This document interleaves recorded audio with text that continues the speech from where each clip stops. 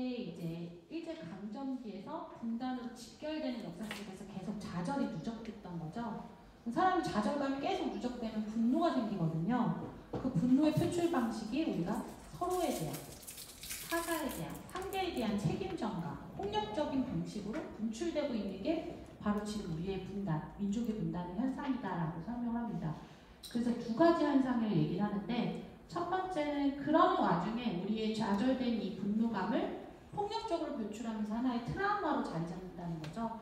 이거는 뭐 인문학자들만 얘기하는 게 아니라 세계적인 어떤 역사학자들도 역사적 트라우마라고 얘기를 합니다. 우리는 바로 그 분단이라는 역사를 공유하고 있는 트라우마를 같이 앓고 있다, 집단을 앓고 있다라고 얘기를 하고 있어요. 흔히 말하는 우리가 북과 관련되면 떠오르는 여러 가지 감정들이 있잖아요. 흔히 통념상 알려져 있는 앞에 선생님께서 잘 보여주셨던 그런 어떤 부정적이거나 두려워하는 마음이라던가 혐오한다던가 이렇게 자동적으로 발생되는 감정들이 어디서 왔는가 근원적으로 찾아보면 우리도 분단이라는 사건이 우리 집단에게 알게 모르게 트라우마로 자리 잡고 있는 거구나 라고 해석할 수 있습니다. 또 두 번째는 하나는 바로 이 아비투스라는 개념으로 얘기할 수 있는데요. 우리는 민족과 국가가 일치되지 않는 상황에서 우리는 이미 근대화에서 하나를 실패한 민족으로 우리가 상상한다는 거죠. 근대국가, 우리 민족이 올 곳이 주인이 되지 못하는 그런 어떤 결핍을 가진 존재로서 계속 생각한다는 거예요. 그러면서 어떻게 됩니까? 내가 결핍을 가진 사람이야 라고 생각했을 때 뭔가 자꾸 채우려고 그러죠. 그럼 우리는 서로 정통성 경쟁을 한다는 거예요. 분단으로 이어지면서 내가 우리 민족이야. 내가 한민족이야. 이 한반도의 주인이 나야 라면서 이런 정통성 경제와 국가주의를 내세우게 된다는 거죠. 이게 우리의 마음과 몸에 계속 새겨지고 습관화된다는 것이 바로 분단의 아비투스라는 겁니다. 우리 북이라는 존재를 계속 이렇게 미워하는 습관이 젖어들고 살면서 우리의 일종의 결핍을 채우려고 하는 그런 현상들이 일어난다라고 인문학자들이 정리해서 우리 마음속에 있는 벽, 이게 무엇인가를 살펴볼 때 분단 트라우마와 분단의 아비투스로 설명을 하기도 합니다. 이 두 부분 가지고 한번 그 현상이 우리 삶 속에서 어떻게 일어나는지 간단히 보여드릴게요. 한반도의 역사적 트라우마는 근원에서부터 되게 복잡한데요.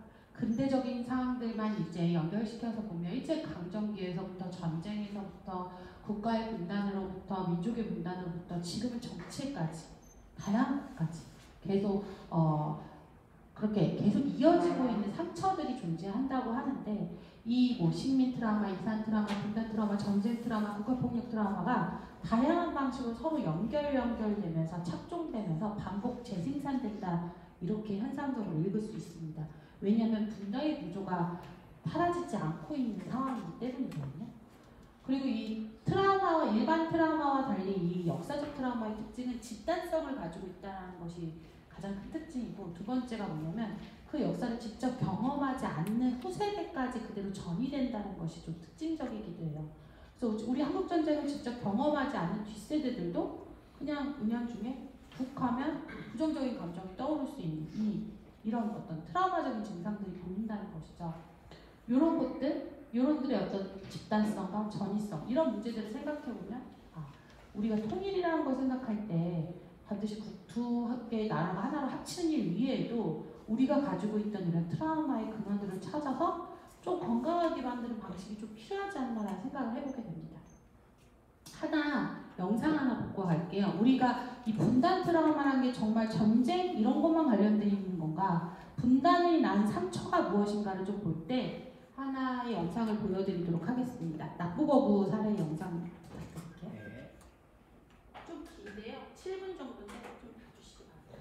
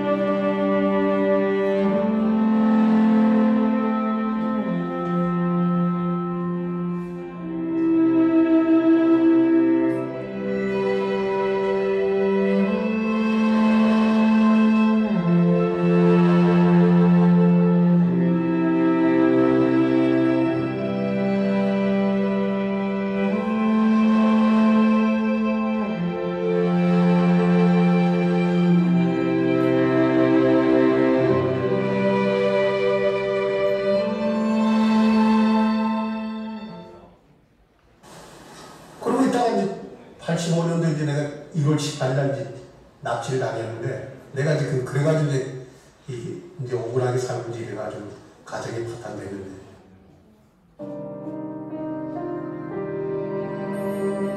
뭐 소설 가자니까 뭐 좋은 거지 뭐. 가니까 희한해.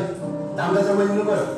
전장하고 뭐 있고, 이렇게 보니까 정전기도 쫙 생각. 무슨 일이 일어나. 네가 안 좋으냐고. 한쪽은 맞다고. 야, 이 새끼 이유를 묻지 마. 그러면서 눈 가리고 수갑 채우고 묶어가지고 그냥 납치당했는데 이유도 없이.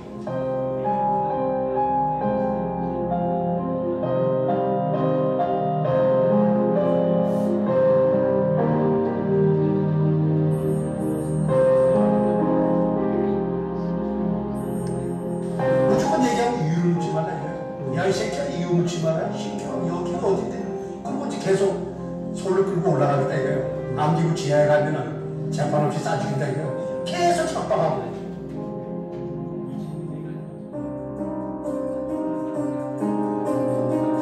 국가에서 계획적으로 1년 전부터 나를 죽이려고 계획적으로. 전단 조건이 그렇게 있고.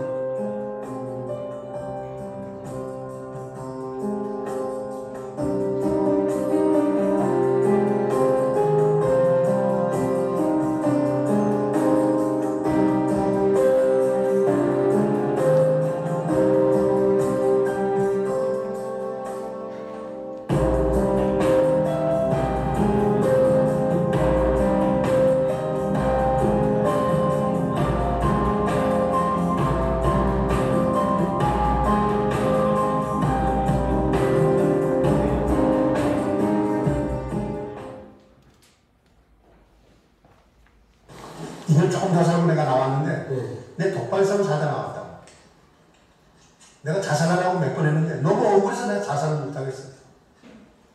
그 형님이 다 용서해줘. 다 용서해줘.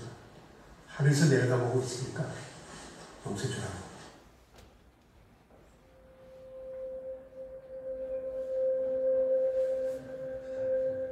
그때 이제 우리 형님이 결혼한 지 얼마 안 됐어. 서울 여자인데 한 3년도 안 됐다고. 서울서 그 형수랑 그 집안들이 다 본 거야. 그럼 빨리 집안하고 못 산다 해가지고 우리 형님이 3년간, 3, 4년간 별거 생활 해가지고 이혼했잖아. 우리 형님이 술로 당해가지고. 그래서 내가 지금 가슴 아픈 게 우리 형님이 제일 가슴이 아픈 거야. 나로 인해가지고 우리 어머님들이 아버님을 다 돌아가시고 가정이 다 파탄되고 친척도 다 이렇게 되고 동네 사람들도 다 피하고 오면.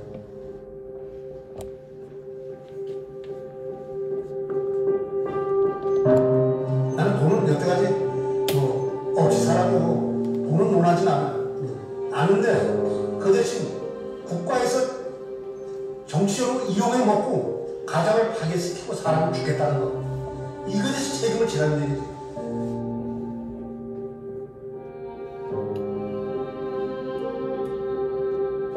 내가 지금도 장기간을 후회를 하고 있어. 엄청 후회를 해.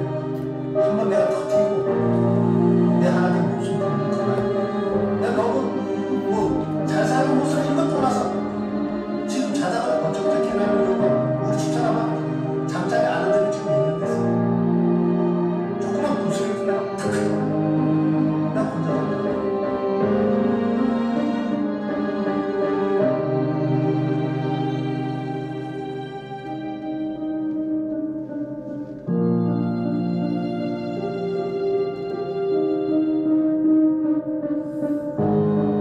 저같이 이제 억울한 사람은 이제 없애야 되겠다는 거.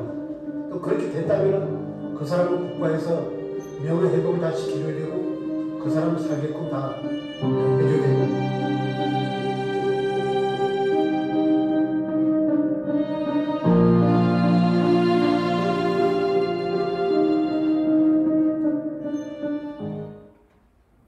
그 사람들 놔두면 그 사람들이 계속 적이야, 적.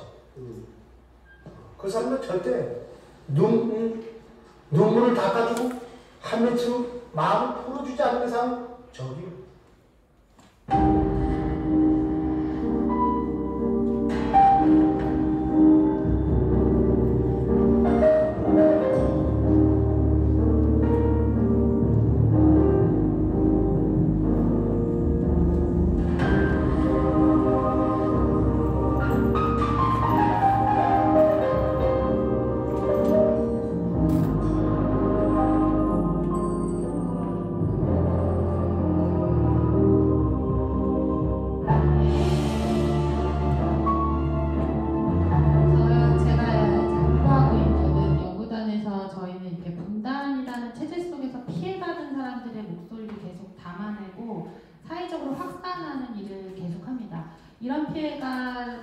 이제 반복되지 않으려면 유일한 방지책이 이런 문제 사항에 대해서 모두 다 공유하고 있고 이건 정말 잘못된 거야라고 모두가 인정하는 그 사회적 담론화가 가장 중요한 역할을 할 수 있다고 생각을 해서 이러한 이야기들을 많이 모으고 퍼뜨리려고 하는데요. 이분들의 이야기를 보면 그냥 단순히 우리가 북에 대해서 조금 깜짝깜짝 놀란다거나 북을 좀 불편하는 이런 작은 문제로부터 또 분단이란 구조 속에서 뭔가 계속 피해자들이 생겨나고 있는 이런 폭력의 문제까지 이를 어떤 연구자께서는 분단폭력이라고 말씀을 하셨었거든요.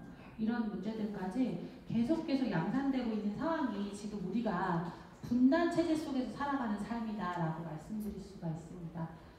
그 다음에 이런 지적적인 상처들도 있고요. 또 분단의 아비투스도 얘기할 수 있는데 이 아비투스라는 개념은 그야말로 이 두 번째 문단에 해당이 되는 게 이제 아비투스의 개념에 대한 설명인데요. 모든 힘들의 관계가 신체, 그러니까 화학적, 생물학적, 사회적, 정치적을 이런 신체를 구성한다. 신체적 무의식, 주체의 내면화된 객관성. 그러니까 우리가 하나의 법칙, 규칙, 도리라고 알고 있는 것들이 사실은 주입되고 만들어지고 구성된 거라고 보는 게 바로 이 아비투스라는 관념인데 우리는 특히 이제 분단된 체제 안에서 살아가는 사람들에게는 알게 모르게 우리에게 습성화된 하나의 규칙으로 자리 잡은 그런 도덕으로 삼고 있는 그런 아비투스들이 있다라는 거죠.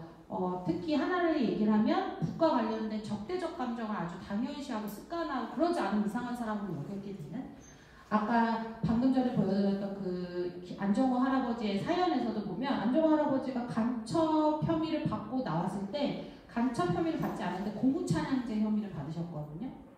그랬을 때 모든 사람들이 다 피하고 이혼하고 막 이 난리가 났던가 또 바로 그 북과 관련된다 그러면 근처에도 가면 안 된다는 이런 적대적 간섭이나 이런 도덕률이 생겼기 때문이었거든요.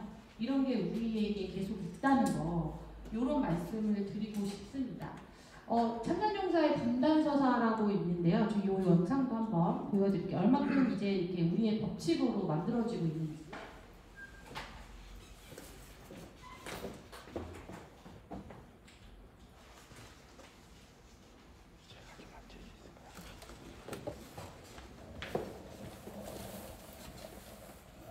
유해를 우리 한국에서 무슨 이면 신고가 있다 하면 그 정권은 거짓말이고 북한은 이 할아버지께서 하시는 말씀 잘 안 들리는 것 같아서 제가 설명을 드리자면 이분은 참전 용사세요. 6.25 전쟁에 직접 용사로 참여하셨던 분인데 이분의 공로를 제가 이제 비하하는 게 아니라 이분의 공로에 대해서 존중과 감사를 드리는데 이분께서 그 6.25 전쟁을 직접 자신이 눈으로 봤다. 내가 이제 거기에서 이제 봤다라고 계속 증언을 하시면서 하시는 말씀이 뭐냐면 끝에 가서 하시는 말씀이 요즘 젊은 친구들이 좌로 이제 성향을 삼을 때가 있는데 정치적 성향을 좌로 삼을 때가 있는데 그거 문제적이다.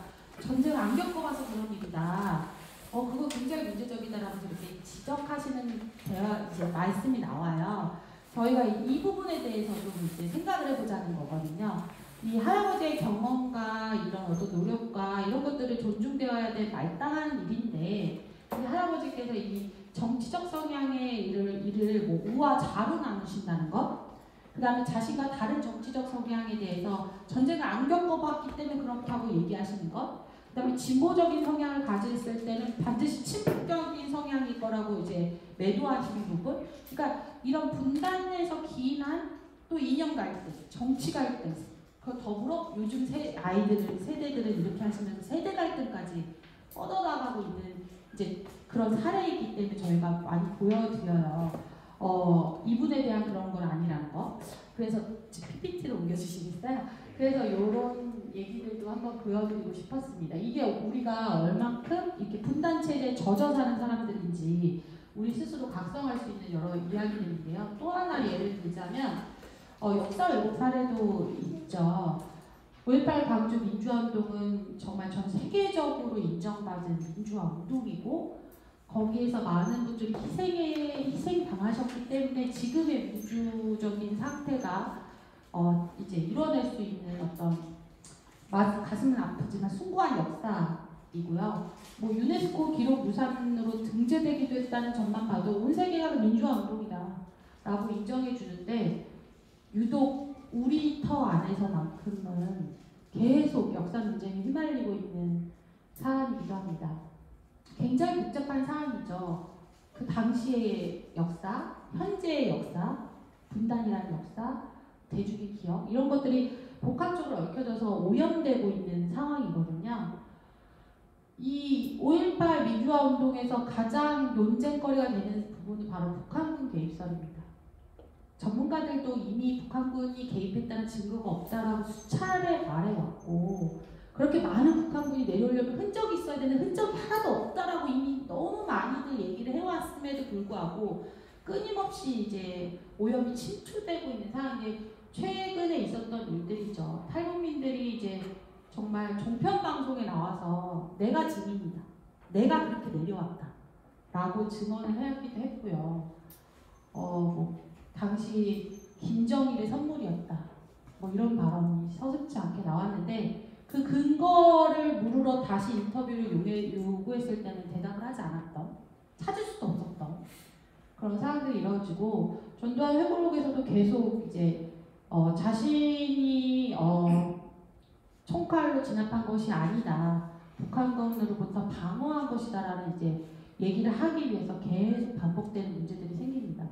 이런 것들 그래 뭐 일각에서는 이런 주장을 할 수도 있지라고 받아들이면 좋겠지만 문제는 이것 때문에 많은 사람들의 생각이 오염되고 있다는 거예요. 실제로 조사에서도 나옵니다. 5.18은 북한과 연결됐다라는 얘기에 아니다라는 사람들, 그러니까 북한과 연결되지 않았어, 이 사건은 아니야 라고 얘기한 사람이 일반 국민 77.3%, 그러니까 거의 22%는 북한과 연결됐지라고 생각하는 거죠. 근데 문제는 청소년들은 이제 40% 이상이 북한과 연결됐다고 생각하는 거예요. 이게 좀 걱정이 되더라고요. 이게 그냥 TV를 보거나 인터넷을 흘려보면 이런 일이 생기는구나. 가짜뉴스에 대한 심각성. 그 다음에 5.18 민주화운동은 불순 세력이 주도한 폭력 사태였다. 이런 얘기들이 이제 더 낮은 퍼센테이지로 얘기되고 있는 것. 이게 우리의 숭고한 역사가 왜곡되는 문제까지 침투되는 상황이 보입니다. 5.18은 정말 피해자가 분명히 존재하는 사건인데 가해자는 자꾸 사라지려고 하는, 그리고 거기에다가 5.18이라는 상처가 분명히 있는데 피해자들이 있는데 그 상처가 아니야, 니네가 잘못한 거잖아 라고 자꾸 오염되는, 이거는 2차 피해잖아요. 2차 피해가 더 심각한데. 그리고 뭐 인터넷 댓글에 보니까 저 되게 슬프더라고요. 세월호도 성역이고 5.18도 성역이고 왜 세월호랑 5.18을 같이 묶어야 되지? 이게 너무 전 충격적인 거예요. 도대체 이 피해자들의 생각을 하는 건가? 왜 이렇게 비인간적인가? 우리 사회가? 그러면서 같이 조국 빨갱이 얘기가 막 못나요. 5.18 피해자 유가족들 얘기 들어보면 이 얘기 절대 할 수 없거든요. 한 가정이 무너진단 말이죠. 이런 원색적이고 비인간적인 말들이 막 오고 가는 사회가 우리 사회라는 거. 이런 생각들도 해보면 분단이라는 이게 얼만큼 많이 우리 삶에 심각한 상황으로 침투되어 있냐를 확인할 수 있습니다. 또 하나 보면 저희가 연구하는 과제 중에 하나가 분단 적대성이 있어요. 우리가 북과 관련됐을 때 왜 부정적인 감정들이 이렇게 많지? 그걸 우리가 한번 수치로 계산해볼까? 하면서 저희가 빅데이터 연구를 했습니다. 인문학자들이 빅데이터 연구하기 너무 힘들었어요. 진짜 어려웠어요. 이거 어떻게 해요? 이렇게 부들부들 떨면서 했는데 정말 우리 시각적으로 보여주고 싶었어요. 우리 사회가 얼만큼 북이라고 하면 이렇게 부정적인 감정이 많은지 눈으로 보여주자. 그리고 정치적인 사태랑 관련돼서 이게 오르내림이 있다는 걸 실제로 보여주면서 분단을 악용한 행태들이 분명히 존재한다는 것을 깨우쳐드리고 싶어서 이렇게 시각적으로 보여드리기 위해서 수치하는 노력을 했습니다. 분단 적대성은 남북관계에 대해서 한국 사회 내부에 실질적인 힘으로 작동하는 이 감정 영역을 얘기합니다. 소통을 방해하거나 남남 갈등의 주요 원인이 될 수 있는 건데요. 옛날에는 뭐 지금도 그렇지만 좌파, 종북, 빨갱이 뭐 이런 것들로 표현되는 것들이겠죠. 이게 아직도 존재한다는 거를 빅데이터로 보여줄 수 있습니다. 제가 살펴봤는데요. 2017년 9월이 6차 핵실험이어서 분단 적대성이 가장 높았던 시기였어요. 제가 이 연구를 할 때가 2020년 뭐 이때였는데 2020년도부터 2010년부터 한 10년치를 계산해봤을 때 2017년이 가장 이제 남북관계가 안 좋았던 시기였는데 지금 더 안 좋았던 시기가 있지만 그때 당시는 그리고 2018년도에 그 남북 정상회담이 그래도 남북관계가 가장 온화했던 따뜻한 봄이 불었던 그런 시기여서 요 두 때를 비교를 해봤어요. 그랬더니 너무 슬프게도 분단 적대성은 계속 유사하게 나타나더라고요. 남북관계가 좋던 나쁘던 좋던 나쁘던 여러 감정이 드러났지만 가장 많이 나타난 감정은 혐오였습니다. 아까 선생님들이 혐오 얘기해 주셨는데요. 분단이라는 체제 속에서 우리는 혐오를 계속 학습하고 있어요. 그래서 초등학생들도 그 혐오를 따라해요. 재밌으니까. 자기 어떤 부정적 감정을 표출하기에 혐오라는 통로가 제일 편한 거예요. 확 눈에 보이고. 근데 거기가 대상은 아무나 갖다 넣어도 돼요. 근데 어른들이 북이라고 하니까 북을 갖다 넣는 겁니다. 그래서 게임하던 아이들이 김정은 돼지 이런 아이들이 써요. 김정은이 누군지도 모르는데 그냥 재밌어 보여서 하는 겁니다. 혐오부터 배우고 북을 그냥 갖다 껴넣는 일들이 생기는데 우리가 그렇게 하고 있기 때문이에요. 막 이런 거죠. 가령 뭐 저는 변태라는 말에 집중을 해봤어요. 변태라는 단어가 많이 나오더라고요. 빅데이터에. 가장 많은 수치로 나오길래 그 댓글을 하나하나 들어가 봤더니 막 이런 거예요. 변태는 성범죄와 관련된 정치권 인사를 비난하는 말로 많이 쓰였어요. 그래서 북과 관련됐을 때 북을 혐오하는 말로 쓰이기도 했는데 근데 북과 관련돼서 정치권 인사들을 욕하는 우리 정치권 인사들이 욕하는 용어로 변태라는 말을 많이 썼어요. 근데 2017년이나 18년도에는 북에 대한 혐오를 나타내는 말로 변태라는 용어를 많이 쓰더라고요. 뭐 헥헥거리는 변태들이 왔어. 북을 지칭하는 말이고요. 그 다음에 2018년도에 남북 정상회담이 일어났을 때 김정은 저 변태놈이 레드벨벳에서 보고 싶어서 보였어. 이런 말들이 나오는 거죠. 근데 우리는 그냥 우리의 어떤 정치적 감정 이런 것들을 담아서 이렇게 쓴다 치는데 이걸 아이들이 보면 재미삼아 따라한다는 거죠. 학습된다는 것이 문제가 되는 거죠. 뭐 남남 갈등을 나타내는 다수의 은어들도 북과 관련된 혐오의 말들도 나옵니다. 뭐 종북, 좌빨, 빨개 이런 것도 너무 잘 알고 계시죠. 그리고 저는 이런 것도 너무 슬퍼요. 왜 정치 갈등과 지역 갈등으로 확산되는가? 전라기원이라는 말이 왜 나올까? 이렇게 도대체 이런 것들이죠.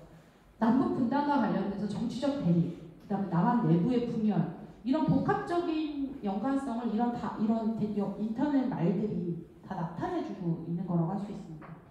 또 이제 분노라는 감정도 많은 수치를 차지했던 감정인데요. 좀 이제 대표적인 사례만 말하자면 뭐 북한과 관련된 기사에 나타난 댓글들 중에서 많이 나오는 단어 중에 하나가 광주포동이었어요. 그래서 제가 5.18 문제를 다뤘어요. 이게 왜 나와 지금? 저는 혹시라도 5.18 유가족들, 피해자 유가족들이 보실까봐 너무 화가 나고 무서웠는데요. 강주 폭동뿐만 아니고 4.3도 폭동이래요. 이런 것들 뭐 계속 나와요. 계속 나옵니다. 이 폭동이란 명칭 자체가 나온다는 것 자체가 좀 무섭잖아요. 이제는 한국 사회가 많이 변해서 인권이라는 문제를 교육할 때 4.3을 예로 많이 듭니다. 우리 인권이 이렇게 폭력적으로 당했던 피해 사례로 대표적으로 얘기를 합니다. 국가가 사과도 했고요. 그럼에도 불구하고 끊임없이 이 단어는 멈추지 않고 반복 재생산됩니다. 계속 우리 아픈 역사가 왜곡되고 있는 거죠. 그 다음에 북과 관련된 긍정의 단어들도 있나? 찾아봤는데 있어요. 근데 너무 슬퍼요. 또 기쁨, 호감, 안심, 연민과 같은 긍정의 단어들도 있는데 저희가 애초에 이 빅데이터 연구를 할 때 긍부정으로 이렇게 이분화시키지 않았거든요.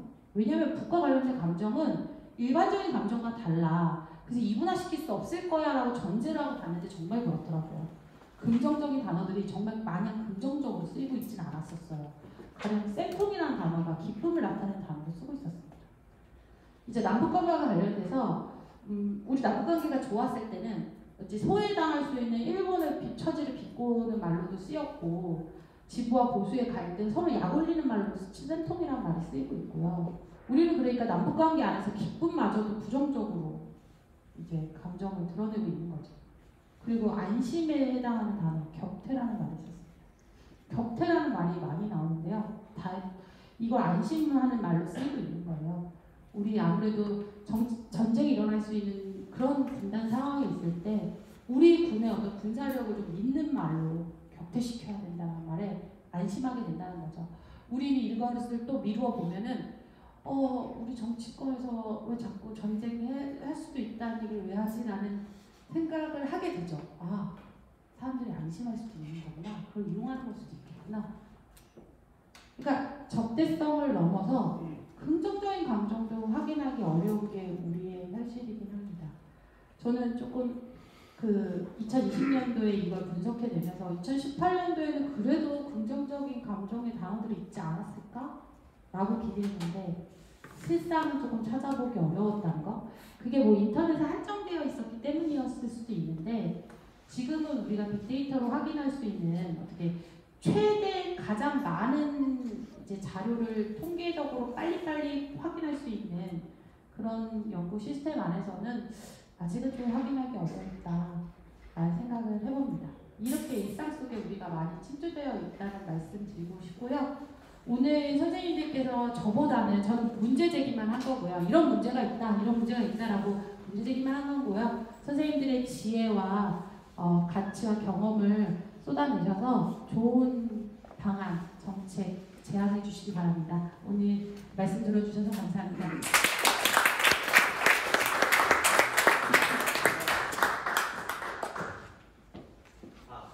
네, 발표 감사합니다. 다시 한번 큰 박수 부탁드릴게요. 발표해주셔서 감사합니다. 네. 자, 바로 이제 도별 토론을 들어갈 텐데요.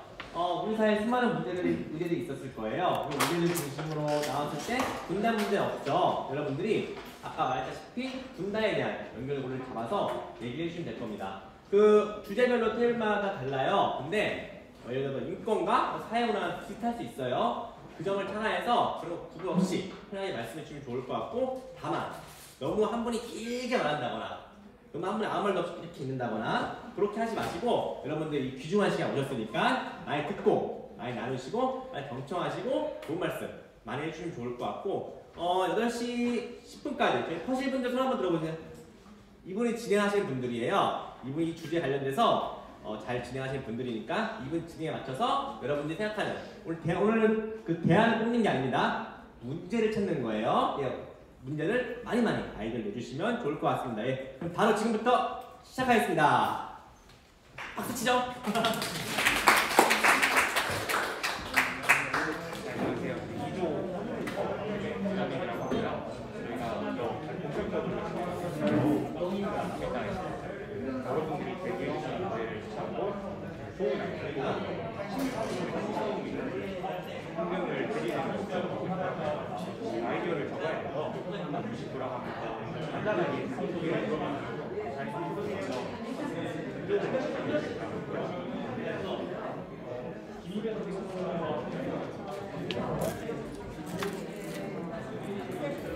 자, 너는 하자. 일로 와봐. 예, 알겠습니다. 한 명씩 해요? 한 명씩 데리고 올 거야. 내가 일로 와서. 아, 네. 4번까지. 우리 회원들 어차피 간담회 한 번씩 했어. 네. 내용은 대충 다 알아. 사람들이. 질문 영상 하나당 한 1, 2분씩? 아니야. 그냥 짧게 하시라 그래. 짧게? 짧고 편하게 하시라 하고. 네. 어차피 이것들 모아서 영상을 만드는 거니까 그렇게 어렵지 않아. 알겠습니다. 자, 이거를 다 달라고 해. 그리고 비디오를 한번 돌려라.